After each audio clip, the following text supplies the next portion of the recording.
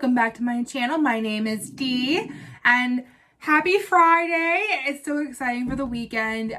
I work all weekend, however, I'm still excited for the weekend because, I don't know, just the weekend. Everyone's excited for the weekend, I feel like. So today, I am officially 2 weeks out from my surgery. I am so excited. I cannot wait. I got a lot more strict in my diet. I definitely am only eating one meal a day. I used to kind of cheat a little bit, like maybe have a lunch and a dinner. I was like really craving food, but now I'm really down to the one meal and 2 shakes and water throughout the day. As like the week goes on, I'm definitely going to really get down to no more meals a day and really just start adding in like different broths, adding in collagen powder to my teas, and just still trying to retain that protein intake that I need for after surgery. But today my main goal to talk to you guys about is the paperwork that you get for your pre-op work and post-op information, we'll put it that way. So, like I said earlier, I'm having my surgery at UPMC here in Pittsburgh. I'm having it at McGee's Women's Hospital, which, if you're from Pittsburgh, everyone wants to have surgery at McGee Women's Hospital. No one wants to go anywhere else. But again, I think that stigma is going away though, because Mercy has really picked up its pace, and so has Presby. But again, if you're going to Presby for surgery, that's more concerning, I feel like. I'm not really sure about that. I mean, my endocrinologist is at Presby, but she's in a different building, so I don't feel as bad or as important. Put it that way. And if you are from Pittsburgh, yes, I did hear about how there's been an increase in COVID cases at McGee's, but I've been really reassured that I should be fine. I've already had both my vaccines, and I will be in a quick rapid COVID test when I walk in the door. They're only allowing my mother in with me. They're not allowing anyone else to come in with me due to COVID restrictions. It's kind of like a nightclub. They literally have to see us together when I'm being intaked, and then they're gonna give her a wristband that matches my wristband, and she can only come in to see me, and that is the end. Like if she wants to come back in, she has to have a wristband on, and I still have to be in the system saying that I'm still in hospital to come in. Luckily, my mother has had her COVID vaccinations as well, so we're not as worried as we were back in January before we both got our vaccines. Praise the Lord, that happened for us.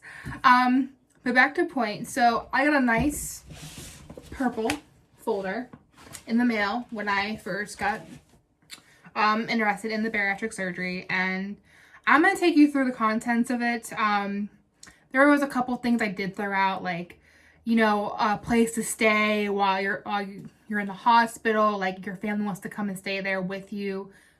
I'm not that kind of situation. My mom has to come home because I have my lovely dog she has to take care of. But that's pretty much the basic things. But first things first, and part of my highlighting, I've always been like a highlighter lover. So my surgeon's name is Dr. Anita Corcalis. I always want to say Corcalis, but it's not. It's Corcalis. I've been reassured by everyone. Even my hairdresser knows her, and like, she's amazing, and she really is. Like, she really sat there and listened to me and wanted to hear what I had to think about the procedure. But so pre-op requirements.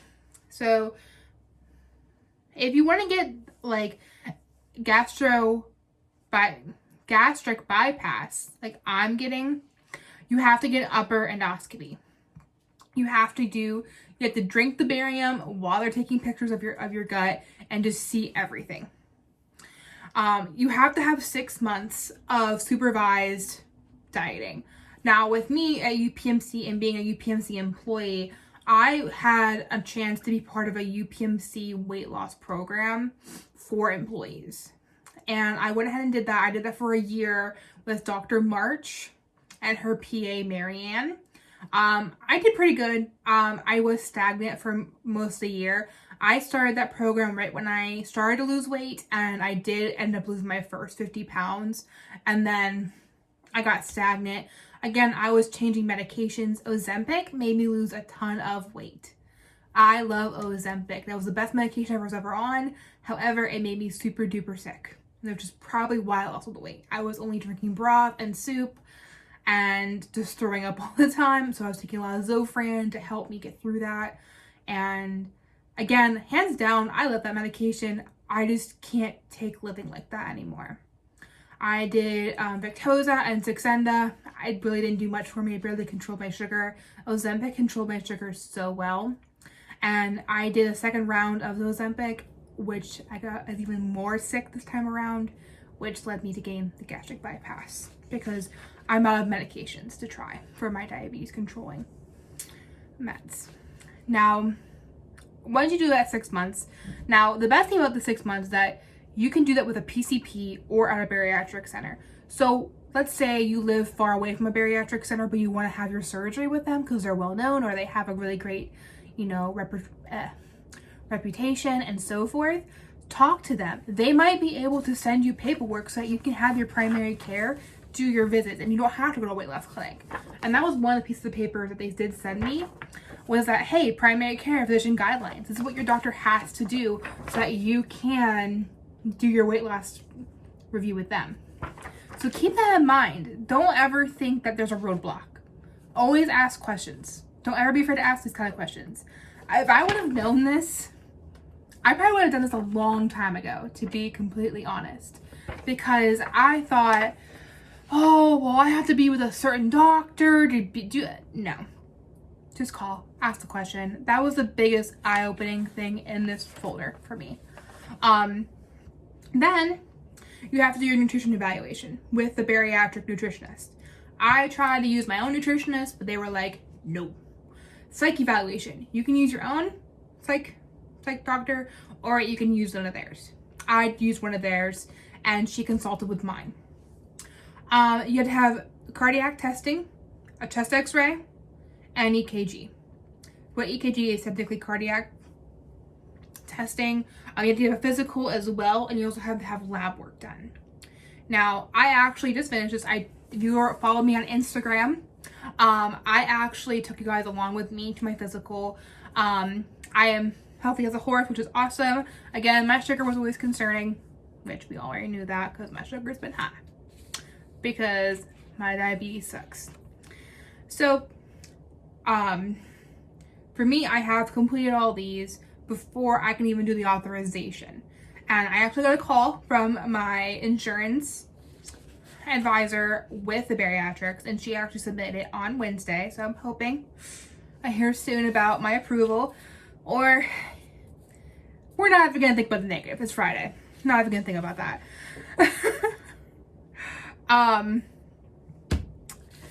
However, then my doctor actually has her own pre-op protocol. So that's one thing I have learned throughout this whole process, is that every doctor has their own pre-op protocols. So for her, she says stop birth control or estrogen tablets. Me, I don't take birth control because I want to grow my hair out. And yes, I do know that this will stop that, but I have already talked to my dermatologist and we have a plan. So perfect. Stop smoking. Well, luckily I don't smoke, so that's positive. Stop aspirin or NSAIDs or any kind of herbal supplements with vitamin E in them 10 days prior to surgery. So what I'm doing is I'm stopping all supplements completely. I'm stopping everything except for my prescribed medications that I take. And I never took aspirin. I take Tylenol, and Tylenol is allowed before and after surgery. If you are on an ACE inhibitor or an antihypertensive, I am not. That's a concerning thing. You must be changed from those 5 days before your surgery. You're permitted to eat normally, but lightly the day before surgery, so I am excited about that. I am definitely hoping to get one more roll of sushi in my life before I go down the liquids completely. I'm a big fan of sushi. If you live in Pittsburgh, Mad Noodle is one of my favorites, and if I'm really, really like hurting for a really good roll, I go to Nakama, or I think it's called Artoshi. It's in Oakland. I don't know what it's called. I can't even say it, but I know when I pass it on Atwood, I'm like, oh no, it's not on Atwood. It's on, not Oakland Avenue. I pass it whenever I go to the doctor. And it's literally phenomenal. You make your own roll, make your own burrito, make your own bowl. It's make your own roll or bowl. It's fantastic. It's amazing. I love it there. They're a little big. That's the reason why I don't go there a ton of times. But that might be my rollout before I have my surgery. Nothing after midnight the night before surgery. You will get a phone call around 4 o'clock the day before surgery to let you know when you're gonna have surgery, which that's gonna be the longest day of my life. I'm gonna be sitting there like, why haven't they called yet? And they'll tell you right now, they call like right on time. They say you're gonna call you at 3, they call you at 3. They are good at that. You can drink Gatorade up to 3 hours prior to surgery. So I'm gonna take full advantage of that. I've been drinking 1 a day because it's supposed to help with like recovery and supposed to help you after surgery. So I will do whatever my doctor says, whatever this paperwork says to do, I will do it. I'm not even gonna ask questions about it. You have to talk to the nurse and the PA before your surgery and let them know what medications you are taking medically that's like required per prescription. And I've already talked to mine, they already know about that, and they are going to have those ready for me, and they're gonna let the anesthesia team know about this. And I've also told them that I do not do well with anesthesia and I do not do well with nausea. So they already have decided what they're gonna put in my bag for after surgery, which will basically be Zofran and just making me stay asleep for a while until I feel amazing.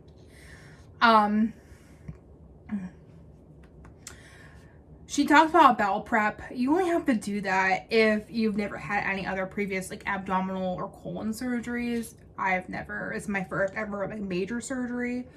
Narcotic pain medication. So with everything going on in the world, let's just be honest here.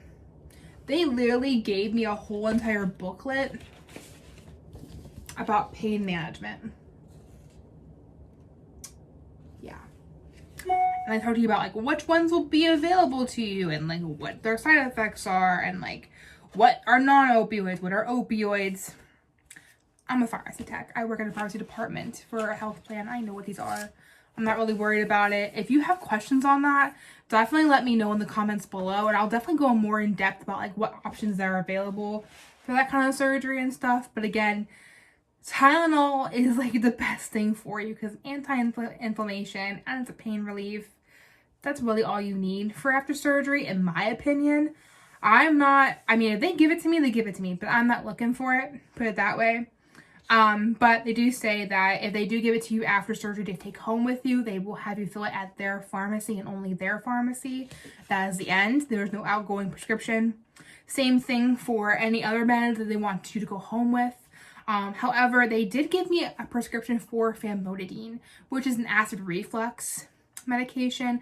I did fill that. I do have it at home now. It's in my pantry.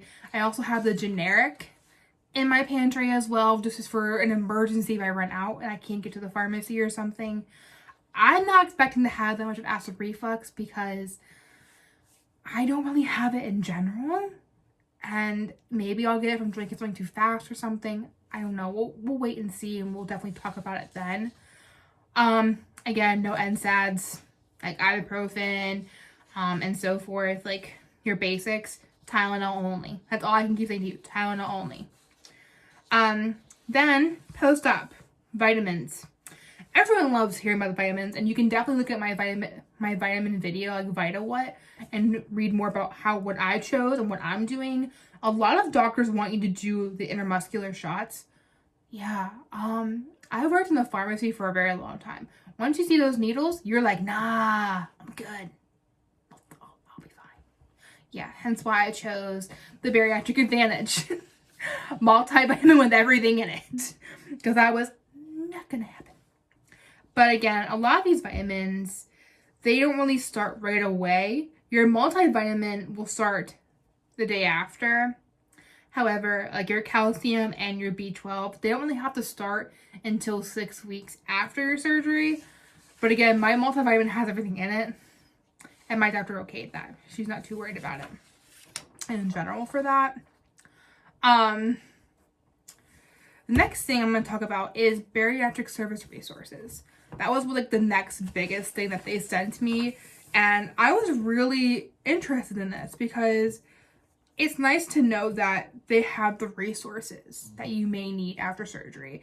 Like, they actually have a bariatric support group at McGee's Women's Hospital, which I thought was pretty cool. Maybe I'll go. Maybe I won't. I don't know. It depends on what their rules are for after surgery. Maybe I might need it. I don't know. I'll definitely let you know what I decide to do with that. But I do like the service resources that they did send me, which is basically a listing of websites, diet trackers, some great informational websites, some cookbooks and guides for what to eat after surgery and how to help with the diet, be more creative with the diet. And then they also talk about their programs they have. They have their pre-op nutrition, and they have regular registered dietitians that you can see with continually. They also have the bariatric support group, which is what I already showed you. They also have a weight loss and regain support group, as well as a support group. And then they have the life after weight loss, which is what a lot of people get excited about once they get to the end of their bariatric journey, is that, okay, now you can start thinking about plastic surgery and start thinking about body contouring and, you know, thinking about what's going to happen there. I'm not like all the way there yet. Definitely I have thought about it. I'm not going to say I have not thought about it. But again, I'm pretty young. I like to lift, so maybe I won't have to as much. Maybe? Who knows? The next thing is that all the booklets that come with it. They're going to tell you about your surgery. They're going to tell you about, you know, what kind of questions you might have, and what's your BMI, and like what's the difference between the surgeries, and, you know, what's your expectations, like, you know, of everything. And they even have, let me see here. Oh, problems and suggestions. I'm actually going to keep this portion just as a reference for me. Like, you know, if you have diarrhea, constipation, dumping syndrome, this is what's telling you what to avoid. And then it says, if you have pain in your shoulder or upper chest, stop eating if the pain occurs, eat slowly, avoid overeating. Heartburn, lactose intolerance, hair loss, nausea, dehydration. It definitely tells you what you should be doing to fix those problems. So I'm definitely going to keep this booklet for sure, just for that reason. And of course, I already showed you the Pain Med one. It's just here. I'm keeping it just for kicks and giggles at this point.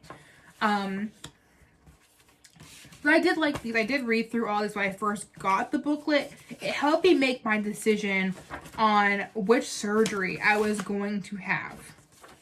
I was very much undecided when I first went to the doctor. I was like, oh, do I want the sleeve or do I want the gastric bypass?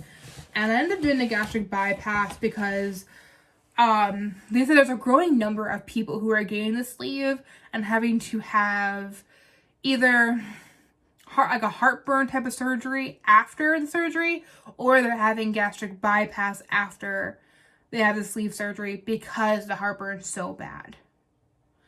And that was what really made me like, you know, I don't want to be one of those people. I'm just going to get gastric bypass because it makes your diabetes go away. There's more research with it.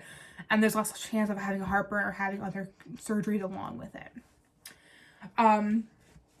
The last thing before I get into nutrition is basically the questionnaires. It's basically them saying like, hey, like, do you have sleep apnea? Do you need a CPAP or a BPAP for your night stay?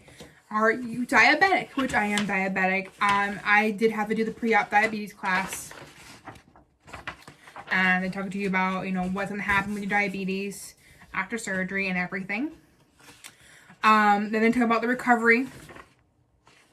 They also talk about alcohol. And how you should not drink after gastric bypass. And that's a very true statement. It hits you a lot harder. It's not worth it. Smoking. Don't smoke. Those are the big things before a gastric bypass that you need to stay away from. If you want to do gastric bypass, and there's a lot of things you need to be upfront with and honest. You can't lie to them, because then you're just going to hurt yourself. and you're going to scare everybody in that hospital to death. Now, let's talk about nutrition.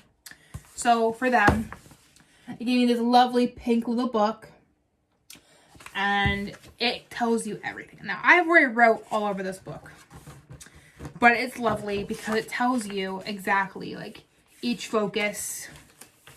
It says, you know, what your main focuses are. Drink enough fluid, eat adequate protein, take required vitaminotation. Your diet will be advanced by your surgeon, not by you. You follow your surgeon and what your surgeon says. And I trust Dr. Corkelis with my whole life. I will do whatever she says. Now, there is 4 phases to the diet. There is 2 weeks, which is phase 1, which is your clears. There's phase 2, which is the puree. There is phase 3, which is the adaptive/soft.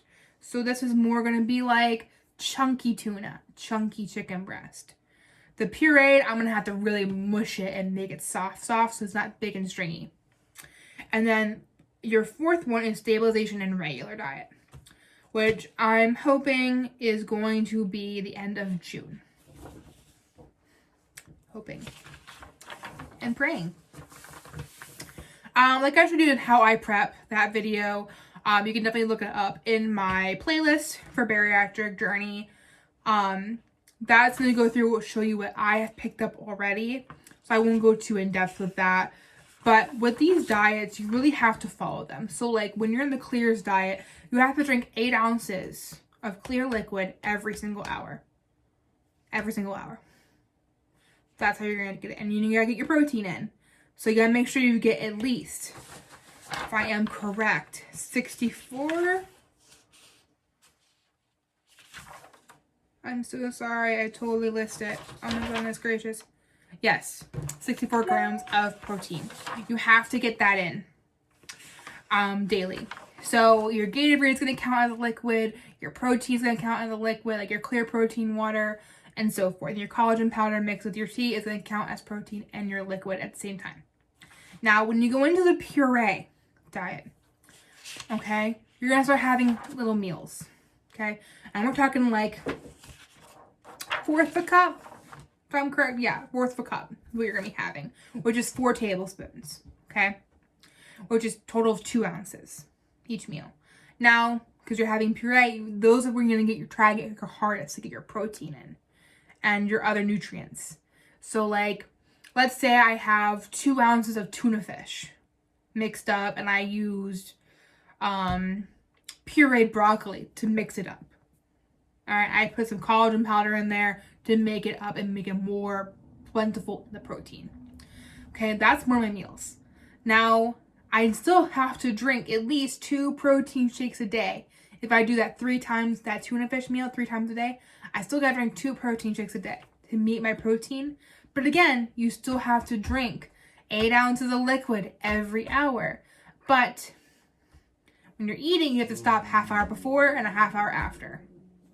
So me, if you look back in my my videos for how I prep, I found a great 8 ounce broth. I found that's frozen at Whole Foods. Check that out. I'm excited. I think that'll work really well for prepping wise. Then when you get to 3, you can increase to a half a cup of food, which is 4 ounces of food. And that's when you're going to start adding in scrambled eggs, maybe some peaches, maybe in some broccoli. And you can start eating more steamed foods that are easier. And again, in between your meals, you'll have a protein shake or 8 ounces of water. You have to make sure you get 64 ounces of water a day and 60 plus of protein. Or 60, I kind of was doing 64 for both, just so I remembered them, of that.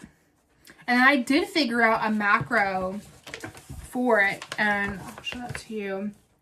1,200 calories daily is the max when you get to phase 4. That is the max they want me on until they decide to increase me more and see how my stomach and my pouch is feeling. But 30% of my diet would be carb, which is 90 grams.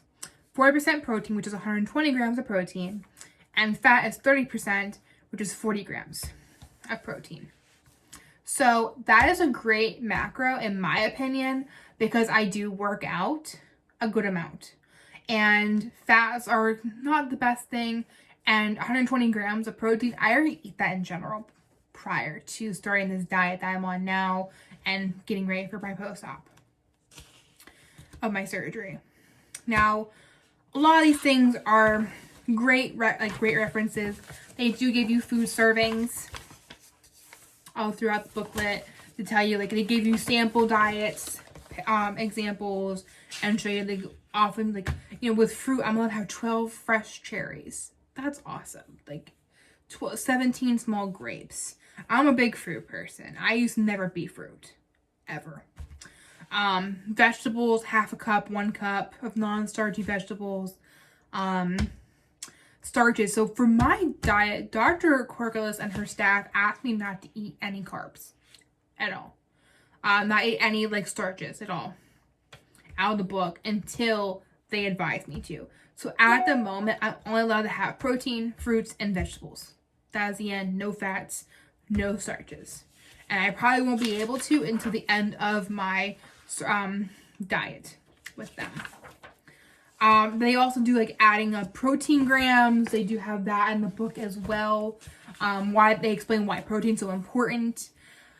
They give you protein supplement examples. They also talk about vitamin and mineral supplements, and then give you examples of what they are giving you. Like, as you can see, I wrote all over this, but, like, they even have, like, the Flintstone chewables in here as a multivitamin choice. They talk about calcium citrate versus calcium carbonate and why it's different and so forth. They talk about vitamin B12 and vitamin C and iron and why you should be taking them separately, not at the same time, because they interact. They tell you where you can get calcium in your diet, and that's not just from the supplement, which is another great option, because, again, if that'll save me money, I'll save me money. I'll do whatever I gotta do to buy supplements. That's another thing for me, is that I cannot have caffeine. And that is not really a big thing of my diet, and I'm okay with giving up caffeine, but I am gonna miss coffee. Just the taste of coffee, really, to be honest. I am going to try a decaf option and see if I like it or not. See how it goes with that. Another thing is that they do have special dietary concerns. And my biggest thing that I've been thinking about is I've been thinking about being pescatarian for a very long time. And I tried to a long time ago. It can get kind of expensive. I've never really cared for beef. I never really cared for turkey. I never really cared for ham or pork. Anything like that. And I've always loved fish. I will eat any kind of seafood, shellfish, anything. I love it. And I've been thinking really hard about making that my new outcome after my diet. Just because a lot of canned meats are fish. Maybe I'll do chicken just to kind of have something else other than fish. But that is something that I am thinking about for, like, a special dietary decision for me. They do talk about, you know, if you have, like, other issues, like, what they'll tell you, like, what can cause problems, like dried fruits, and if you have any other kind of feelings, this is what the reason is for, and so forth. They also tell you about, like, internet resources, support groups that are online, and so forth. And then the last thing I'm going to talk about is the nutrition one-on-one consult instructions. So they give you a ton of questions, and of course, I sat here and wrote it all out. That's what I did, just to kind of help me get prepared for my nutrition appointment. To be honest, she scared the crap out of me. I thought I was never going to survive this diet. I was very much concerned. So I definitely sat here and read this book 2 times without skimming, like completely reading it out loud to myself and to the dogs, just to talk about it to myself. And then I met with my regular nutritionist that I see monthly, and I might see her more than monthly after surgery, just to make sure I am, you know, meeting my nutrition milestones and making sure I'm not missing anything in my diet. And she was like, you're going to be fine. You have me. I have a really good support system with this, and I'm not worried because of that reason. I'm very, very excited for the surgery. I'm very excited because I have a good medical team. I have a great support system, and I'm looking forward to it. I'm excited to move forward. And again, guys, I am 2 weeks out. Oh my God. Next week, I have to nest all week. All weekend, I have to clean the whole entire house, Lucille. Or clean the whole house. She hates the vacuum so much. And so does Ethel. They both hate the vacuum. I don't know why. I did nothing to them, I swear. I've never hurt my dogs. They just get scared on their own. But again, thank you guys so much for watching this video. I hope it gave you some interesting ideas and tips and let you kind of see how we do it here in Pittsburgh. And this is not like, I'm not repping UPMC or anything. I'm just very much excited that I have such a great team for my surgery. And hopefully it inspires you to look into maybe having your doctor do the dieting with you. And maybe possibly try and take that next step in your transition diet. Or transformation part of your life. I'll say it that way. That's more positive. But again, thank you guys so much for watching. I hope you guys have a great Friday, a great weekend. I'll see you guys on Monday to talk about what I'm doing this and that week to get me ready to go for the week after for my surgery. Again, I'll see you guys next time. Thank you again. Don't forget to like and subscribe, and I'll see you guys next time. Bye!